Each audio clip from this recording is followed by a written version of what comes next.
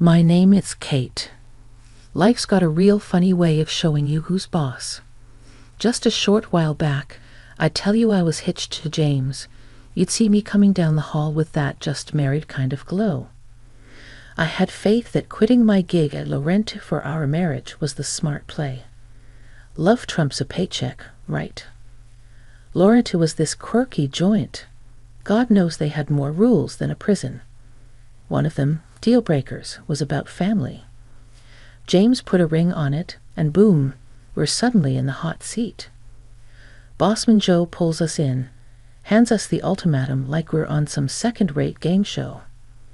One of you's got to roll out, he said, face as serious as a heart attack. We had a back and forth that night that would have made for prime reality TV drama. I guess love made me a little stupid. I blinked first and tendered my papers the next day, threw in the towel on my up-and-coming tech career to play house. If I knew then what I know now, well, ain't that just life's tagline? Flash to today, and here I am sweeping up cereal because Mr. Promotion on the horizon can't find it in his heart to aim for the bowl. Jim, your mother teach you that? I called out to the other room, my voice getting lost somewhere in the drywall. What's that? He shot back, voice all tight like my question was a personal attack. Never mind, I muttered, letting it drop. Not worth the hassle. Used to be we could rib each other. Now every word's like stepping on a landmine. Lovely, huh? 2 hours later, he's on the couch, all zoomed out in front of the TV, and I'm assessing the remains of what used to be us. We go into talk, or are you planning on marrying the couch? I said. James didn't even bother looking my way. About what? I counted to 10 in my head. I don't know. How about us? Where's this train wreck heading? He shrugged. Thought we were good. We stood in that silence for a while, the TV chattering away to itself. Then it hit me, the realization I'd been living in a glass house. Someone else threw a rock at everything we built, up in smoke, and neither of us knew how to stop the burn. It's funny, ain't it, how fast life can turn on its head. One day you're planning forever. Next day you can't even chat about the weather without it turning into World War II. I stood there a while longer, looking at the man on the couch. He was as familiar as a stranger on a bus. The transition from indifference to cruelty was subtle, but I felt it. It was in the cooling air of the disbanded summer and the sting of a slight wind. Things started changing, like the weather. In the kitchen, I stood there thinking about how things used to be smooth and easy, but now it felt like walking on ice, unsure if you'll stand or fall.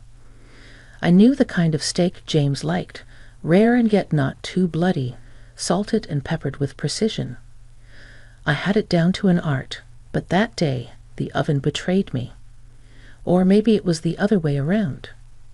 James walked in from the living room, the sound of his heavy footsteps warning me of the mood he was in before he even entered. A second later, there he was, filling the doorway, his eyes taking in the spread as if he was about to pounce on it and tear it apart with his hands, rather than sit down to eat like a civilized person. What's this? He pointed at the plate. Your job too tough for you now.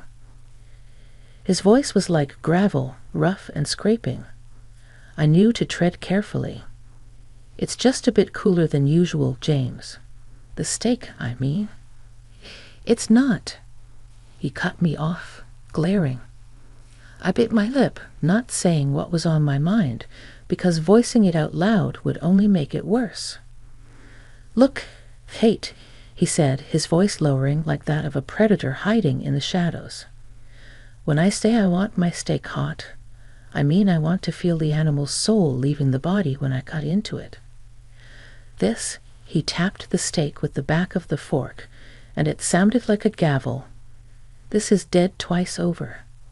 He didn't yell, but his voice had a sharpness to it that made my skin crawl. It was almost clinical, detached yet loaded with a venom that was reserved just for me.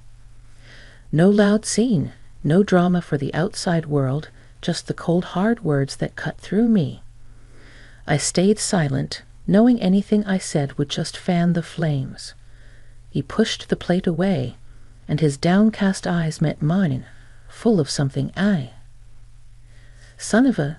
You know what? Forget it. He turned his back on me and the food.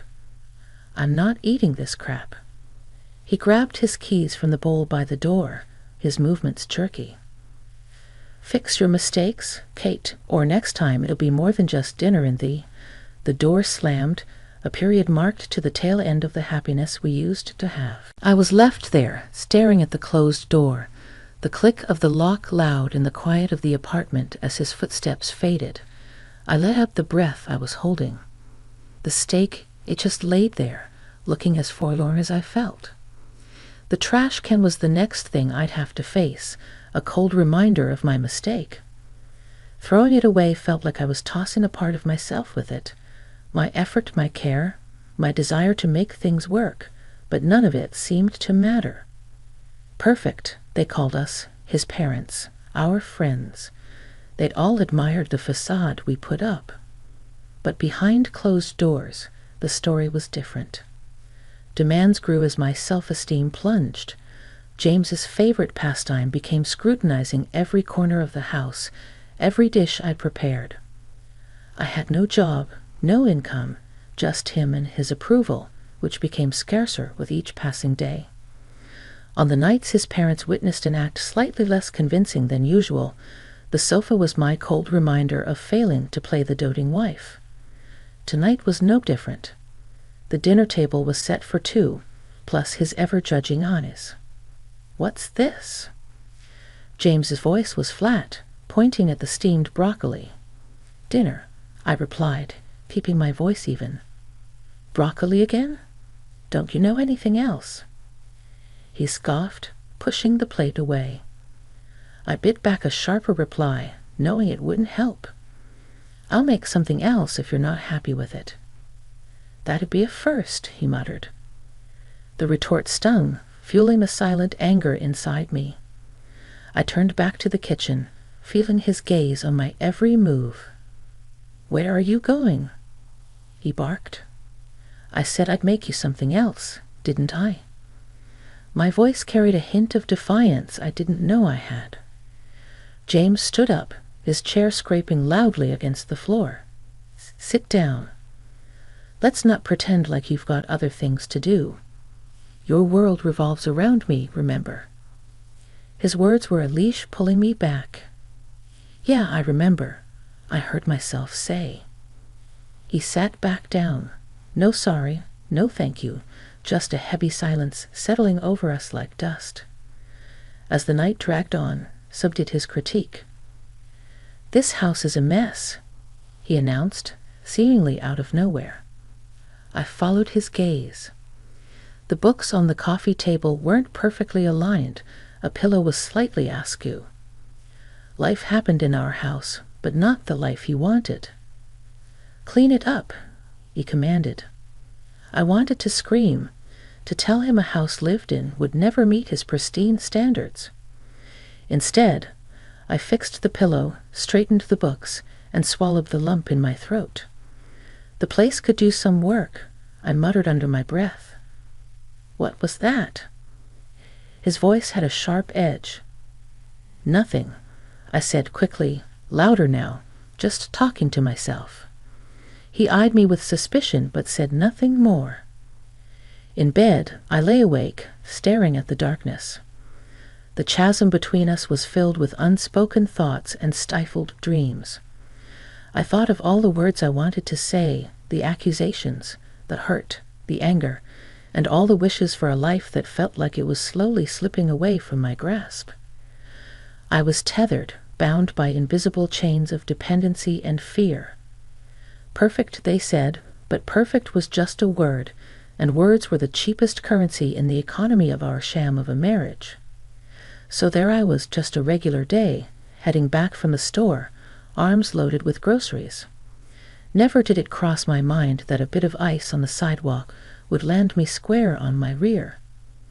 But life's got a twisted sense of humor, doesn't it? Down I went with a nasty slip, and the pain shot right through my leg like nothing I felt before. I tried to get up, but no dice. My leg was having none of it, throbbing like mad. That's when a couple of folks came rushing over. "You all right?" they asked. Must have seen the whole clumsy show. Trying to keep my cool, I just nodded. I think I'd busted my leg. They didn't think twice and hailed down a cab to whisk me to the hospital. At the ER, it was a circus. Nurses took their sweet time before Doc finally got to me. He had just one look at my leg, and his face said it all before his mouth did. "It's broken," he told me, matter of fact, like he was talking about the weather. I gasped, not at the news, but at the thought of facing James with this. While waiting for the docs to do their thing, I figured I should let my husband know. But the dude didn't pick up his phone. Sent him a text. "Broke my leg at the hospital." Short and sweet. But not even a peep back from him. Turns out I was stuck there till morning, and the hospital was no hotel, that's for sure. All I got was cold coffee and a nurse who seemed like she'd rather be anywhere else. As soon as I could hobble, they shoved some papers at me to sign and sent me packing in a cab back home. The cast was as white as the snow outside and twice as annoying. James was waiting, his face like a thundercloud ready to burst. "No, how you doing?" Or "What happened?" He just goes, "Where's dinner?" Really? I'm standing there on crutches, leg in a cast, and he's all mad about dinner. I snapped back. What do you think?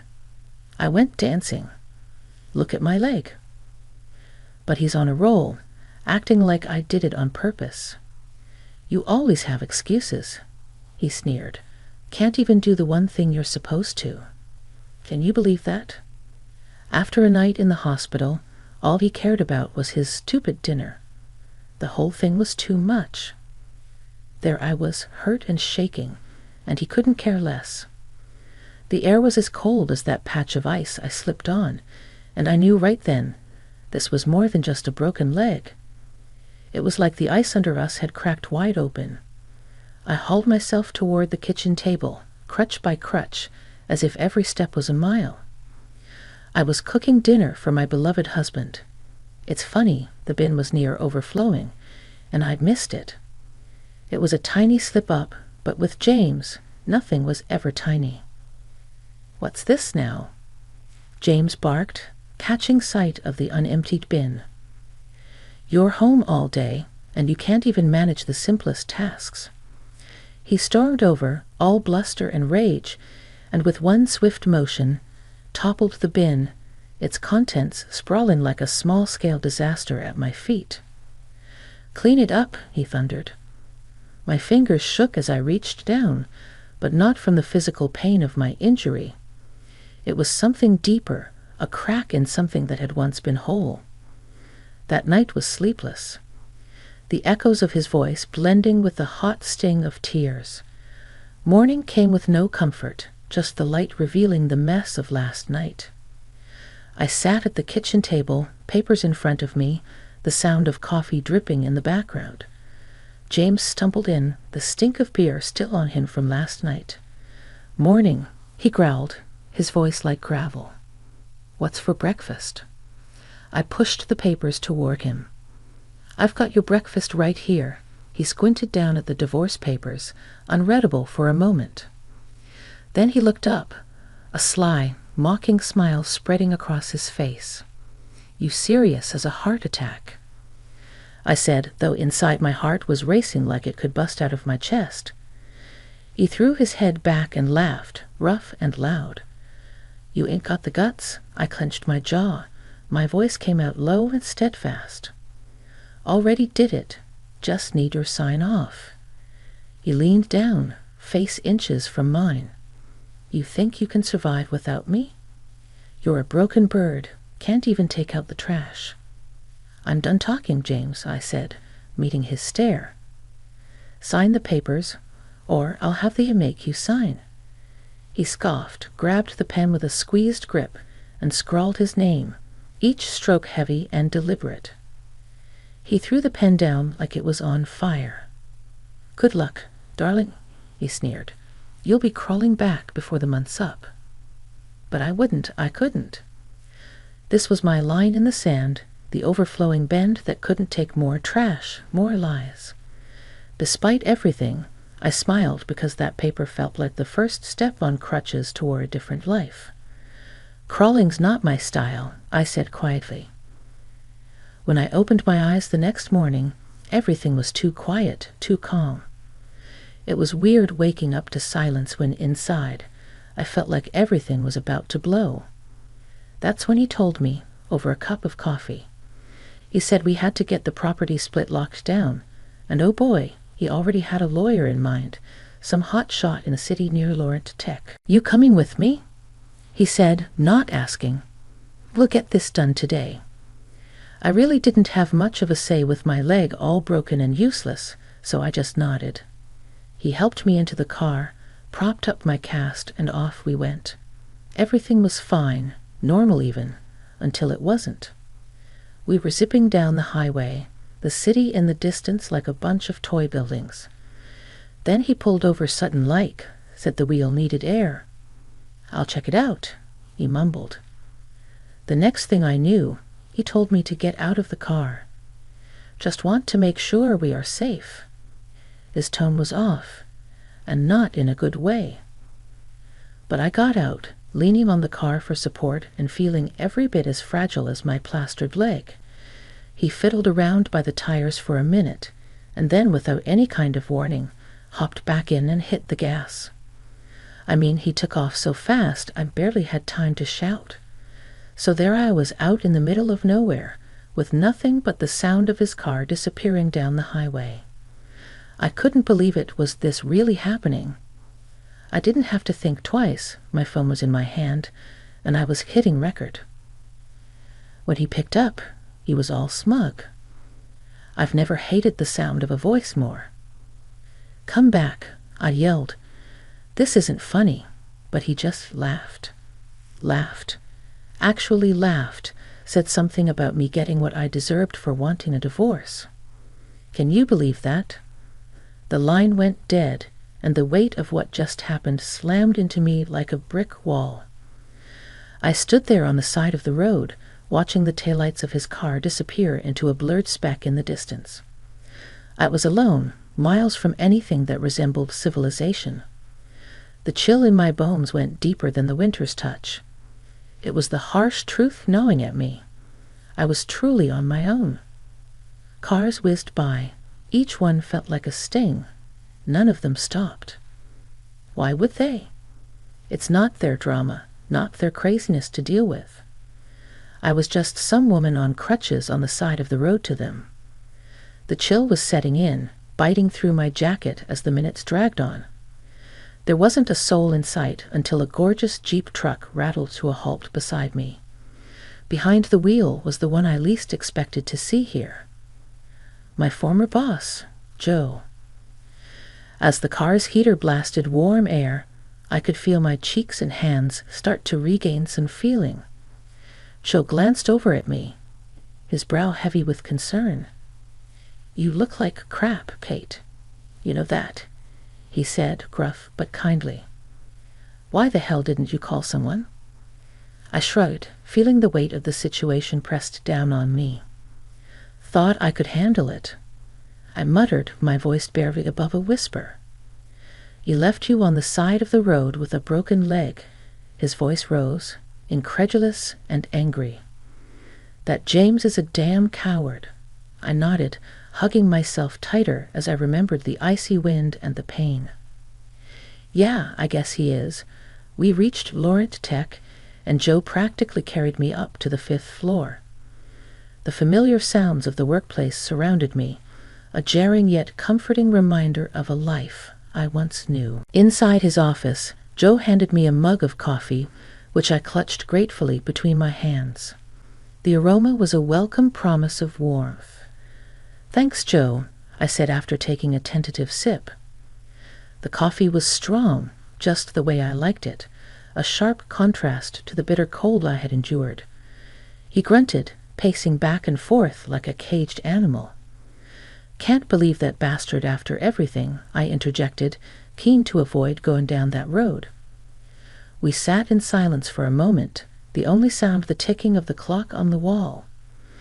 It was a comfortable silence, born from years of working together and understanding the ebb and flow of each other's moods. "What are you going to do now, Kate?" His tone was serious, the playful edge gone. "I don't know," I admitted, feeling lost. "I really don't know." His gaze softened, and he took the seat across from me. "Look, I'm not going to beat around the bush. We could use you back here. The team hasn't been the same since you left." A spark of hope, maybe, or just surprise fluttered in my chest. "You serious as a heart attack," he said dryly. "You were one of the best. Hell, you are the best. I should have fought harder to keep you." "I'll think about it," I said, knowing full well I'd already made up my mind. "I'll think about it," I repeated, allowing a smile to play on my lips. Joe grunted in response, a sound that conveyed understanding and a touch of impatience.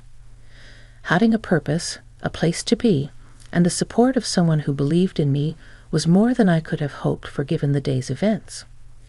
It was an unexpected turn, but maybe, just maybe, it was the kind I needed. The air was thick with tension when James headed for the boss's door.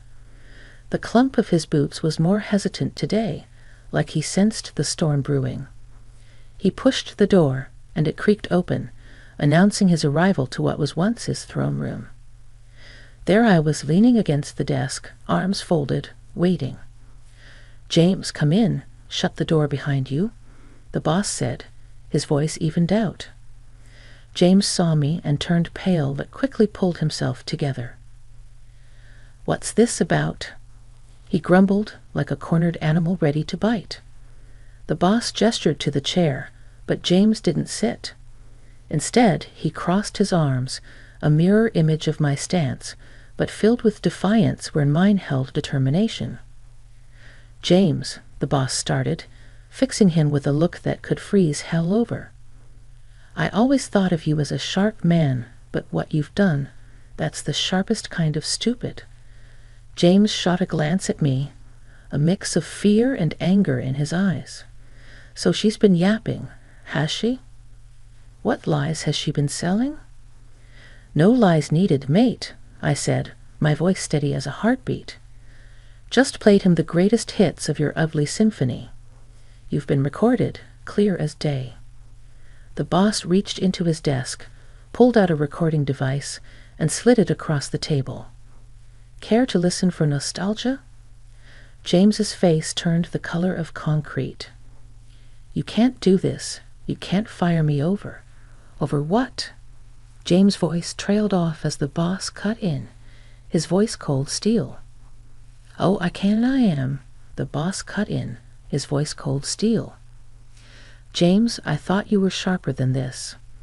But terrorizing your wife, my employee?" "Oh, I can and I am." James' eyes darted between the two of us, looking for some crack in the armor, some slip of weakness. But there wasn't one. "I'll take you to court," he spat out. "That's funny," I said with a cold laugh, "because that's exactly where we're going. Only difference is, I've got a bed of evidence and you've got nothing but lies and empty threats." The boss stood up, the chair screeching against the floor like a war cry. "Get out of my office and get out of our lives. You're finished here." And with that, James's fate was sealed. In the courtroom, the evidence weighed heavier than his words, heavier than his anger. The judge didn't hesitate, hitting the gavel like a nail in the coffin of our married life. "I sentence you to pay the compensation, and this court grants the separation," the judge announced, and it was like the first breath of spring air, chilly but promising. Back at the job, I slid into the familiar groove of my work, but with a new shine on it. I wasn't just doing tasks, I was rebuilding. Every keystroke was a brick, every good morning mortar, Every completed project a pillar in the house of my new life. Kate, my colleague Mark said, breaking my concentration. Must feel weird, huh? Getting everything back. I swiveled in my chair, facing him.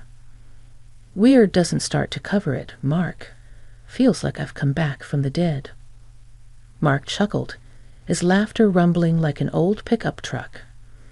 Zombie Kate back for revenge? I cracked a smile. Something like that. Only this time I'm not taking any crap from anyone. No more Mrs. Nice Gal. That's the spirit. You know we all got your back here, no matter what. I nodded. The warmth in the office was more than the heating. It was the camaraderie, a shared fortress against any storm that might come.